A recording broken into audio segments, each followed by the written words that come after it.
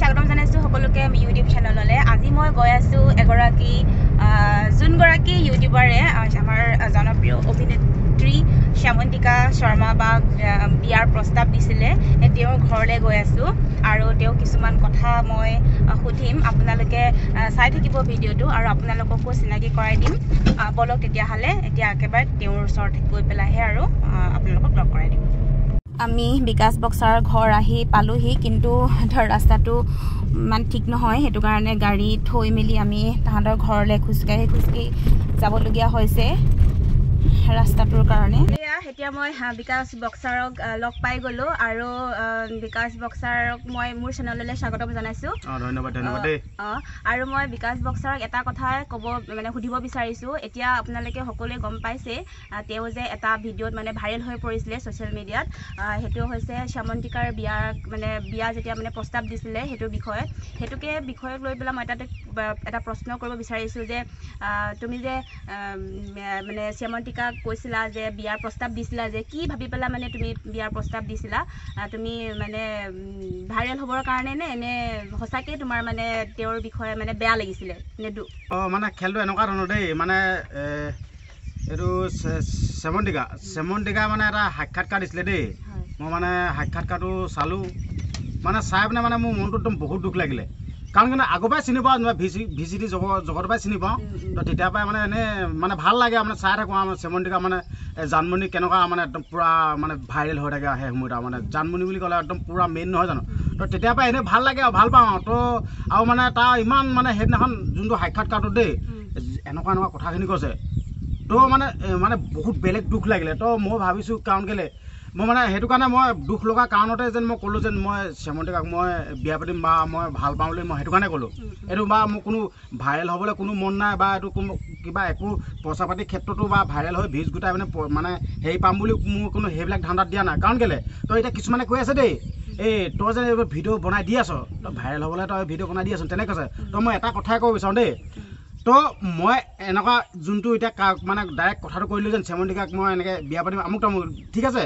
তো এই বস্তুটো ক'লে মোৰ নিজৰ মান সন্মানৰ লাজ বহুত জড়িত হৈ থাকে, ঠিক আছে। তো মই যদি সঁচাকৈ ভাইৰেল হ'বলৈ মন, তো মোৰ বেলেগ ছিষ্টেমতো মই ভাইৰেল হ'লোহেঁতেন। ধৰি লওক এতিয়া মই খেতি কৰোঁ দেই, মোৰ যোনটো খেতি কৰি মোৰ নিজৰ যোনটো কৰ্মদক্ষতা, ঠিক আছে। তো মই খেতি মই কেনেকৈ কৰোঁ, কেনেকৈ কৰিলে বেছি উৎপাদন কৰিব পাৰি, সেইবিলাক ভিডিঅ' প্ৰস্তুত কৰি দেখুৱাই হ'লেও মই ভাইৰেল হ'ব পাৰিলোহেঁতেন। তো সেইটো কাৰণে কওঁ মোৰ তেনেকুৱা ভাইৰেল হোৱা কোনো একো মানসিকতা নাই। মই যি কৈছিলোঁ তই সঁচাকৈ কৈছিলোঁ, তই সঁচা অন্তৰপৰাই কৈছিলোঁ। খালি এটা কথা দেই, এইটো ছ'চিয়েল মিডিয়াত যেন মই নিজৰ ইউটিউব চেনেলৰ পৰা মোৰ বিকাশ বক্সাৰ ইউটিউব চেনেলৰ যোগেদি মই যেন এইটো প্ৰস্তাৱটো দি দিলোঁ, কিন্তু আইনৰ প্ৰক্ৰিয়াত সেই বস্তুটো ডাইৰেক্ট ছ'চিয়েল মিডিয়াৰ যোগেদি এই বস্তুটো কোৱাটো কিবা অপৰাধ যদি মই কিন্তু নাজানো আকৌ দেই, মই সেইটো আগত মই অনুৰোধ কৰি লৈছোঁ। কিন্তু কিবা অপৰাধ যদি মই সেই বস্তুটো নাজানো কিন্তু দেই, কিন্তু মোৰ দুখতে মই দুখৰ সমভাগী হৈ দুখতে মই এই প্ৰস্তাৱটো আগবঢ়াই দিলোঁ। কাৰণ কেলৈ মইতো একেবাৰে সাধাৰণ, কাৰণ কেলৈ মই ভিডিঅ'টোৰ সম্পূৰ্ণ কথা কৈ দিছোঁ। মই একেবাৰে সাধাৰণ, মোৰ খেতিয়কৰ ল'ৰা, মই খেতি কৰি থাকোঁ। এনি টাইম খেতি নকৰিলে আমাৰ ঘৰে নচলে। তো একদম খেতি কৰি খাওঁ, তাৰপিছত খেতি কৰা মই এটা সাধাৰণ মোৰ কোনো একো ডিগ্ৰীধাৰী নহয় আগতে, মোৰ কোনো একো ডিগ্ৰী নাই, মই একোৱে নাজানো।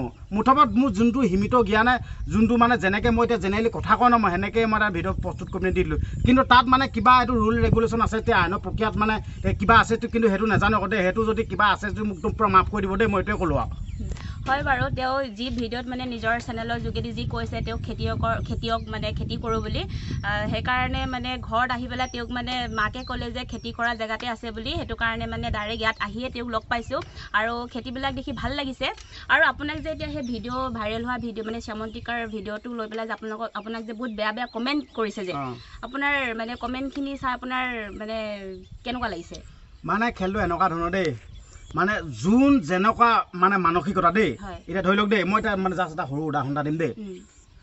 এতিয়া যাৰ চকু অন্ধ, গম পালা নাই, অন্ধ চকুৱে সদায় আন্ধাৰে দেখিব, ঠিক আছে, ঠিক আন্ধাৰে দেখিব। যাৰ চকু ভাল নহয় ন, সি সদায় পোহৰ দেখিব। ঠিক তেনেদৰে যোন যেনেকুৱা মানসিকতা নহয়, সি তেনেকৈ কমেণ্ট কৰিব, ঠিক আছে। তো সেইটো কাৰণে মই বৰ বিশেষকৈ মই কমেণ্টত গুৰুত্ব নিদিওঁ। আৰু মই এটা কথা ক'ব বিচাৰোঁ, কি কয় যিমান ভাল মানুহ এজনেই মানে ভিডিঅ' প্ৰস্তুত কৰি যদি ইউটিউবত বা ছ'চিয়েল মিডিয়া প্লেটফৰ্মত নিদিয়ক কিয় এই যিমান ভাল কথা কৈ থাকিলেও সেই মানুহজনৰ তলত মানে বেয়াকৈ কমেণ্ট কৰিবই তেনেকুৱা মই সেইটো কাৰণে মানে কমেণ্টক মই ইমান গুৰুত্ব নিদিওঁ তাৰমানে মই ঠিকে কৈছে বাৰু আৰু এতিয়া শ্যামন্তিকা যদি সঁচাকৈ বিয়াৰ যদি প্ৰস্তাৱটো যদি মানি লয় তেতিয়া কি কৰিবা মইতো সঁচাকৈ কৈছোঁ মই কৈতো সঁচাকৈ কৈ দিছোঁ যেন মোৰ ইউটিউব চেনেলৰ যোগেদি মই সঁচাকৈ কৈছোঁ যেন যদি একচেপ্ট কৰে কিন্তু মই বহুত সুখী হ'ম আৰু এইটো কথা কৈছোঁ মই এতিয়া আপোনালোকেতো নিজ মুখেৰে শুনি পালেই বিকাশ বক্সাৰে কি কৈছে তাৰ পৰা যদি আৰু য়েছ বুলি কয় তেতিয়াতো বিয়া পতাত মানে ৰাজি আৰু হয়নে নহয় হয় তাকে ময়ো মানে কথা এটা ক'ব বিচাৰিছোঁ দেই মানে এই বাইদেউসকল ইউটিউব চেনেলৰ যোগেদি মই আপোনালোকক কথা এটা ক'ব বিচাৰিছোঁ ঠিক আছে তো আপোনালোকে এই ভিডিঅ'টো যিমান পাৰে সিমান শ্বেয়াৰ কৰিবচোন প্লিজ সৰুকৈ এটা ৰিকুৱেষ্ট কৰিছোঁ যাতে শ্যামন্তিকাই এই ভিডিঅ'টো দেখিব পাৰে ঠিক আছে লগতে আৰু আপোনালোকে মানে চেনেলটো ছাবস্ক্ৰাইব কৰিব ঠিক আছে আৰু আপোনালোকে মন্তব্য জনাবচোন কমেণ্ট বক্সত ঠিক আছে